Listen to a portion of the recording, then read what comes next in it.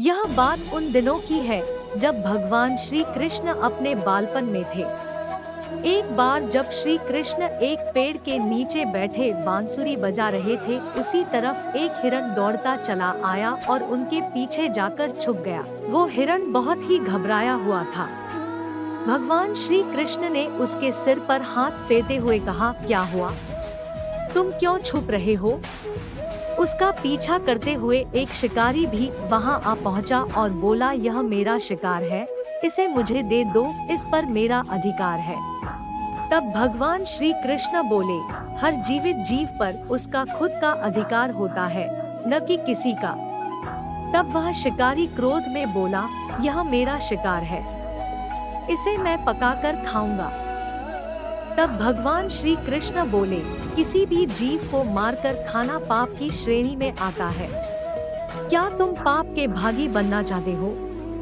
मांसाहार पुण्य है या पाप, क्या तुम धर्म को नहीं जानते?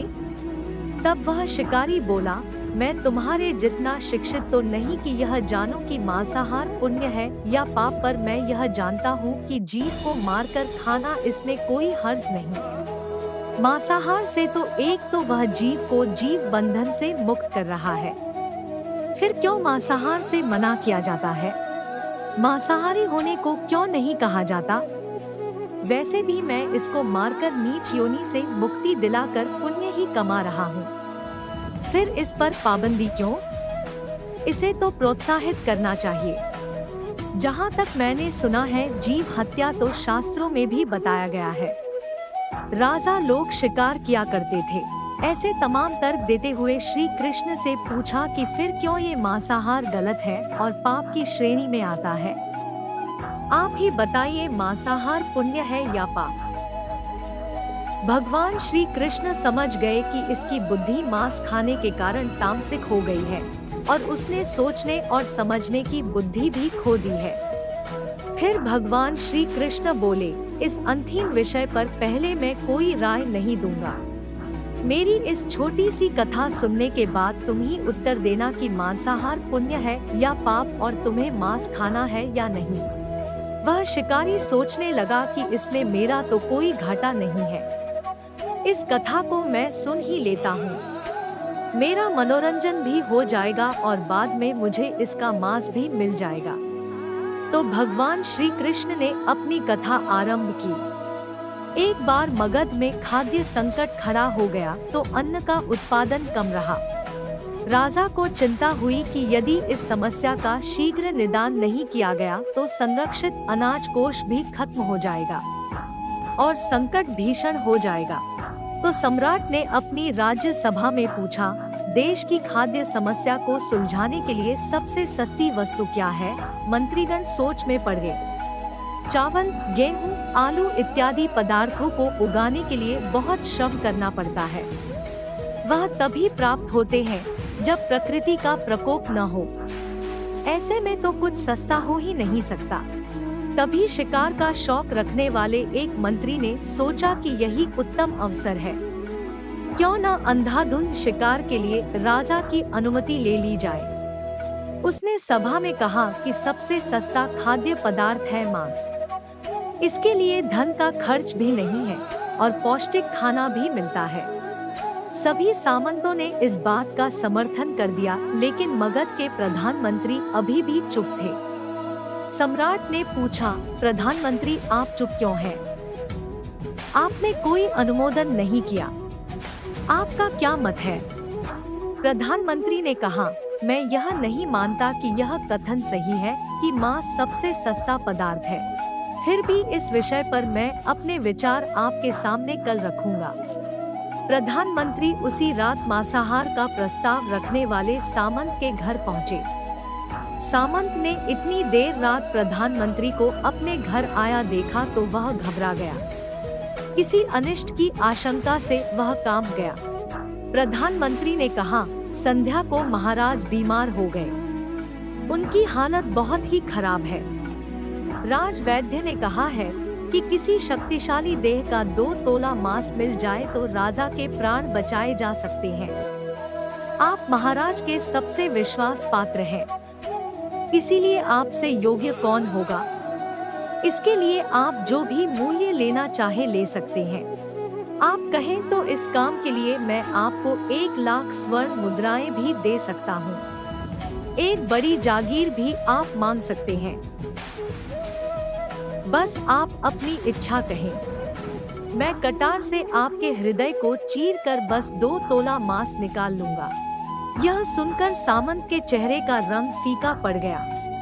वह सोचने लगा, जब जीवन ही नहीं रहेगा तो 1,00,000 स्वर्ण मुद्राओं से मैं क्या करूंगा और बड़ी जागीर भी किस काम आएगी। वह झटपट अंदर भागा और अपनी तिजोरी से 1,00,000 स्वर्ण मुद्राएं लेकर आया।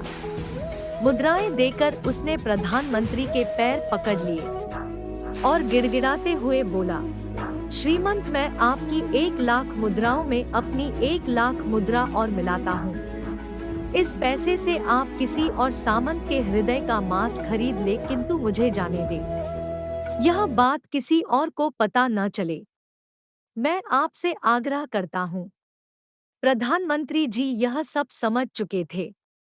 वह उसे थोड़ी और मानसिक पीड़ा देना चाहते थे।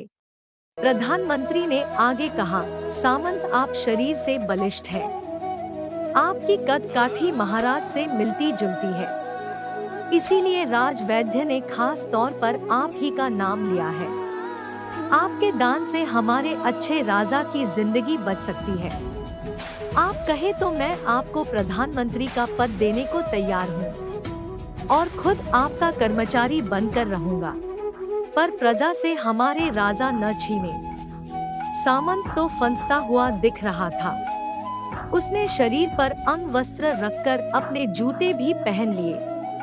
जैसे ही वह वहां से भागने वाला था, वह तुरंत प्रधानमंत्री के पैरों में लेट गया। उसने याचना की कि प्रधानमंत्री, मैं इसके योग्य नहीं हूँ। जब प्राण ही नहीं रहेंगे तो प्रधानमंत्री पद का या राजा का सिंहासन भी मिल जाए तो मैं उसका क्या करूँगा। आप चाहे तो मेरा सब कुछ ले ले, पर मेरे प्राण न ले। मैं अपना ये भवन और सारा धन आपको सौंपता हूँ। रातों रात राज्य से निकल जाऊंगा। इतना कहकर वह अपने घोड़े की ओर भागा और जैसे ही अपना घोड़ा गठने लगा, आवाज आई, अभी अभी अपने पीछे गए तुम अपने परिवार को भी छोड़े जा रहे हो। सामंत बोला, मेरे प्राण से प्रिय कुछ भी नहीं है। जब जीवन ही न रहेगा तो कुटुंब का क्या करूँगा। जीवन रहा तो ऐसे ही सुखी रह लूंगा। इतना कहकर घोड़े पर छलांग लगाकर बैठ भी गया। वह अभी चलने को ही था कि प्रधानमंत्री ने घोड़े की साख पकड़ ली। वह सामंत से बोला, भागने की जरूरत नहीं है। आप आराम से घर पर ही रहो। मैं किसी और का प्रयास करता हूँ। यह कहकर प्रधानमंत्री वहाँ से चले गए। प्रधानमंत्री के वहां से जाने पर सामंत के अंदर कुछ जान तो आई, परंतु बेचैनी बनी रही। उसकी नींद खराब हो चुकी थी। मुद्राएं लेकर प्रधानमंत्री बारी बारी से सभी सामंतों के घर पहुंचे और सभी से राजा के लिए हृदय का 2 तोला मांस मांगा, परंतु कोई भी राजी न हुआ।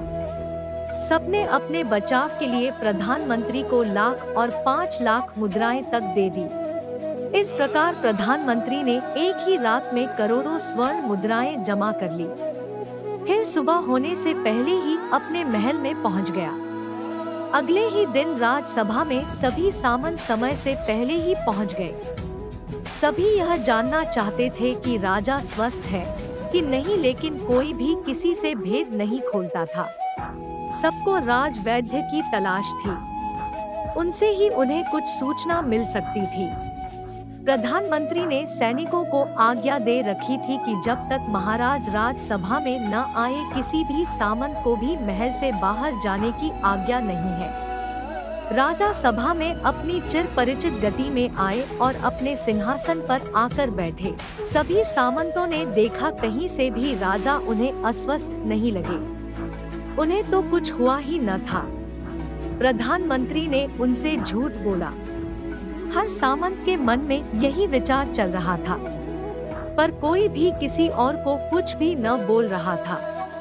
तभी प्रधानमंत्री ने राजा के समक्ष 1 करोड़ स्वर्ण मुद्राएं रख दी। राजा ने पूछा, ये स्वर्ण मुद्राएं किसके लिए है और कहां से आई? प्रधानमंत्री ने कहा, 2 तोले मांस के लिए इतनी धनराशि जुटाई है पर मांस न मिला। अपनी जान बचाने के लिए सामंतों ने यह मुद्राएं दी है। अब आप यह विचार कीजिए, मांस कितना सस्ता है। राजा को बात समझ में आ गई। उन्होंने प्रजा को अतिरिक्त परिश्रम करने का निवेदन किया और राजा के अनाज भंडार में से अनाज निकालकर श्रमिकों को दिया गया। उन्होंने पौष्टिक सब्जियों की खेती का तुरंत आदेश दिया। वह 1 करोड़ स्वर्ण मुद्राएं इसी कार्य के लिए और श्रमिकों के कल्याण के लिए खर्च की गई। ऐसे साग सब्जी तेजी से उगी जिससे प्रजा का कल्याण भी हुआ, पौष्टिकता भी मिली। कुछ समय बाद मौसम अनुकूल हुआ और खेती लहलहाने लगी। इस प्रकार राज्य से खाद्य संकट दूर हुआ। जीवन का यह मूल्य भगवान श्री कृष्ण हमें इस कथा के जरिए समझाना चाहते हैं कि हम यह न भूलें कि जिस तरह हमें अपनी जान प्यारी है, उसी तरह सभी जीवों को अपनी जान प्रिय होती है। अपने दिल से जानिए पराये दिल का हाल। यदि संसार के संबंधों से मुक्त करने का तर्क सही है, यदि जीव हत्या जीव को संसार बंधन से मुक्त करने का तरीका है, तो अत्याचारी द्वारा किया गया नरसंहार भी मान्य है। वह भी ये तर्क दे सकते हैं कि वह लोग जीवन के कष्ट से आप लोगों को मुक्त कर रहे हैं। अगर उसके लिए वह जीवन बोझ होता तो कभी भी अपनी जान बचाने के लिए संघर्ष नहीं करता, आपसे भागता नहीं। जो आपके सामने असहाय हो जाता है, उसे प्राण गंवाने पड़ते हैं। जिन जीवों को मारकर आप खा रहे हैं, उन्हें तो प्राण बचाने का अवसर भी नहीं मिलता। बर्बरता सिर्फ वही नहीं है जहां सिर्फ मानव का रक्त बहता है। बर्बरता उसे भी कही जाती है जहां स्वार्थ के लिए किसी जीव की हत्या कर दी जाए। हम अंत समय में जिंदगी भर के पापों के लिए जिंदगी भर सुकर्म करने की कोशिश करते हैं, परंतु हम यह भूल जाते हैं कि जब वह जीव हमारे लिए काटा गया और हमारे लिए तड़पा, उसका श्राप हमें इस जीवन में ही नहीं बल्कि अगले जीवन तक नहीं छोड़ता। परमात्मा से यह ज्ञान पाकर शिकारी परिपूर्ण हो गया और उसे ज्ञान की प्राप्ति हो गई और वह जान गया कि महानता जीवन लेने में नहीं बल्कि जीवन देने में है। शिकारी भगवान के आगे हाथ जोड़कर वहां से चला गया और उसने कसम खा ली कि वह अपने संपूर्ण जीवन में किसी को भी कभी चोट नहीं पहुंचाएगा।